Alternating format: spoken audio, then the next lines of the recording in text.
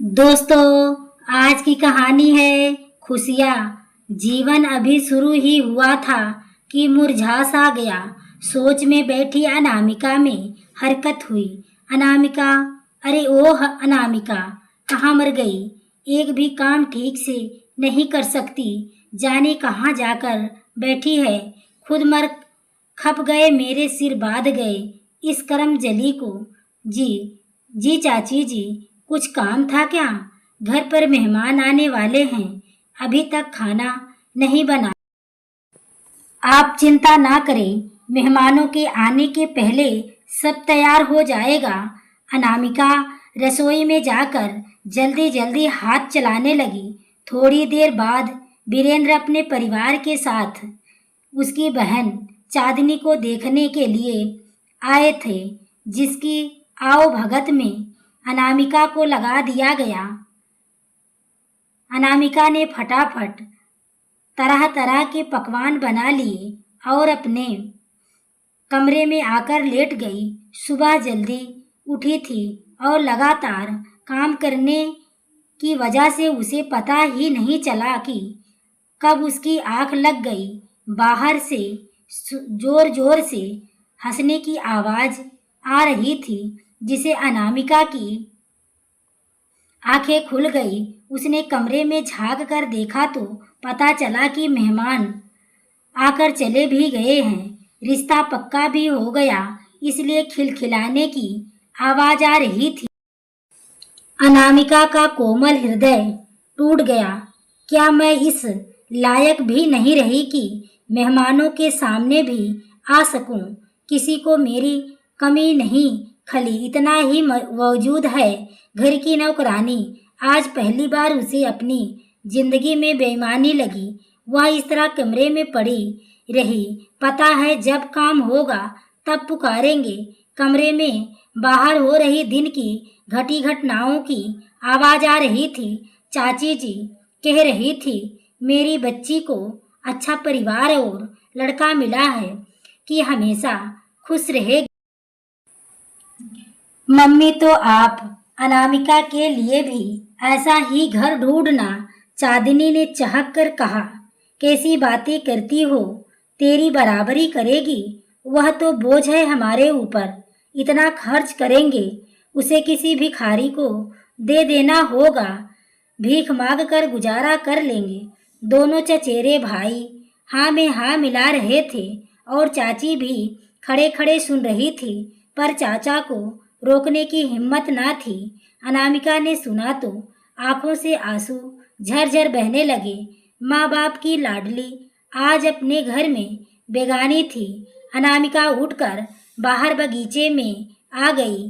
एक यही जगह थी जहाँ उसे थोड़ा अच्छा लगता है। अभी 15 मिनट बीते ही होंगे कि चाची की आवाज आई, अरे अनामिका, कहाँ जाकर छुप गई है? आज खाना नहीं मिलेगा।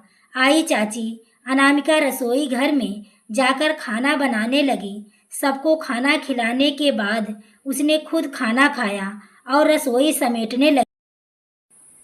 आज उसे नींद नहीं आ रही थी। बड़ी शिद्दत से उसे अपने माँ बाप याद आ रहे थे। रोते रोते कब आंख लग गई उसे खुद पता नहीं चला। उन दिनों सब कुछ ठीक ठाक चल रहा था। चांदनी के विवाह का समय भी समीप आ गया। आज घर में हल्दी की रस्म है। वीरेंद्र के घर से आई हल्दी चांदनी को लगाई गई।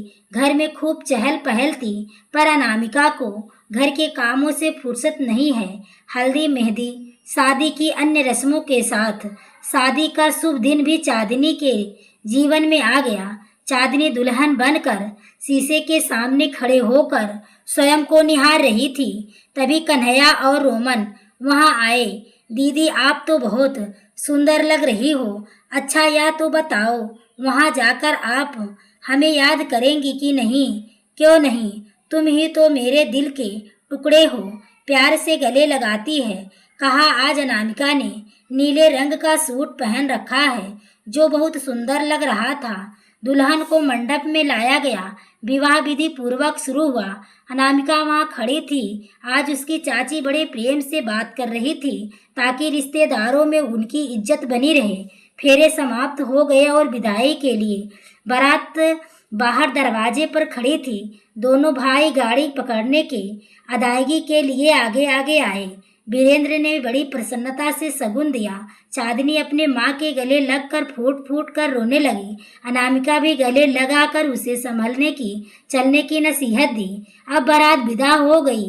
चांदनी और अनामिका का प्रेम भी विदा हो गया। भले ही चांदनी और अनामिका का रिश्ता बहुत अच्छा ना हो, पर उनका बचपन साथ में बीता, साथ में खेला। चाची से छुपकर घूमने गई। कई बार चांदनी ने अनामिका को अपनी मम्मी के डांट से बचाया, इसलिए वह ऐसा कह गए। कोई नहीं था जो इसके हृदय के करीब होता। एक चाचा जी थे, वह पर भी चाची के सामने कुछ नहीं बोलते। ऐसे व्यक्ति में कोई उम्मीद की करना ही बेकार था। कन्हैया और रोमन अपनी माँ की तरह सोचते और वही करते जो माँ कहती। आज चांदनी के विवाह को 2 वर्ष बीत गए। उसकी एक छोटी बच्ची थी। चांदनी जब भी घर अनामिका का सारा समय खुशी के साथ गुजारा। उसकी प्यारी बातों से वह अपने दुख दर्द सब भूल जाती। इन 2 वर्षों में उसकी चाची ने उसे ताने देकर उसका हृदय छलनी कर दिया। हर वक्त मनहूस खुश कर्मजली शब्दों से ही दिन की शुरुआत करती। बस इसलिए खुशी आने पर वह सारी तकलीफें भूल जाती। घंटे दोनों साथ खेलती, पर खुशी के जाते ही वह उदास हो जाती। अब चांदनी जब भी आती तो अनामिका के विवाह की बात जरूर करती। मम्मी, अनामिका की शादी जल्दी करो, उसकी उम्र हो रही है। अरे कर देंगे शादी, कोई लड़का मिले तो ना। आज के ज़माने में लड़के बड़े महंगे हैं। अब कौन पराया के लिए पैसे खराब करे। देखती हो कोई मिल जाए तो शायद कर्मजली को मम्मी गरीब लड़का ही देखकर शादी कर दो। अरे कर देंगे, दुनिया यही कहेगी कि चाचा चाची ने घर की नौकरानी बनाकर रखा है, इसलिए शादी नहीं कर रहे हैं। हाँ बात तो सही है, कोई लड़का मिलते ही शादी करती हूँ। मिल जाएगा गंवार, तू चिंता मत कर। अच्छा है, अब मैं चलती हूँ। अनामिका की चाची अनामिका के लिए रिश्ते तलाशने लगी। उन्हें भी लगने लगा कि अगर हमने अनामिका की शादी जल्दी से नहीं की तो दुनिया वाले उसे मतलबी कहे। अतः वे जोर शोर से अनामिका के लिए रिश्ता देखने लगे। काफी दिनों बाद उन्हें एक परिवार मिला जिनके पास धन की व्यवस्था क्या होती, पर हाँ गुजर बसर चल जाता। उन्हें भी गृह कार्य में निपुण बहू चाहिए था और दहेज में कुछ नहीं चाहिए था। फिर क्या था, अनामिका की चाची ने तुरंत इस रिश्ते के लिए हाँ कर दी। शादी के लिए उन्होंने एक बार भी अनामिका से पूछना ठीक नहीं समझा। आज अनामिका को देखने वाले लड़के आ रहे हैं, पर बेचारी अनामिका रसोई में ही चाचा जी को केवल हुक्म देना ही जानती है। 5 मेल की सब्जी, खीर, काजू कतली, पूरी सब अनामिका ने बना के रख दिया। अपने कमरे में जब पहुंचती है तो उसे थोड़ी थकान महसूस होती है।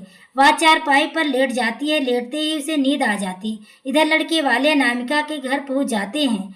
चाचा आइए आइए ना, अनामिका अभी अभी ऊपर गई है तो तैयार हो रही है, चाय नाश्ता लीजिए, तब तक हम लड़की को लेकर आते हैं। चाची अपने बेटे से अनामिका को लाने को कहती हैं। आज मेहमानों को नाश्ता भी उन्होंने उनके पुत्र ने ही लगाया।